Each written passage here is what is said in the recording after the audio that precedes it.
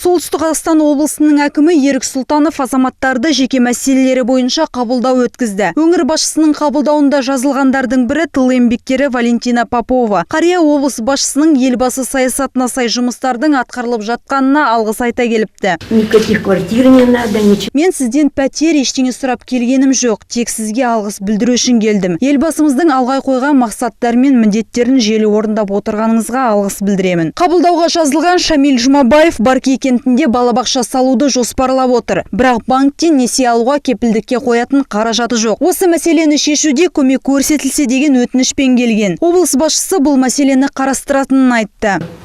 Я совещание провожу. Әр ай сайын жиналыс өткіземін. Сол кездесуге Шолпан Танат қызымен келіңіз. Сол кезде сіздің мәселеңізді шешетін боламыз. Жалпы Ерік Сұлтановтың қабылдауында 6 адам болды. Олардың дені тұрғын үй мәселесі бойынша келген. Өңір басшысы барлық ұсыныстар мен өтініштерді қарастырып, олардың оңтайлы шешілуін қадағалайтынын атап өтті.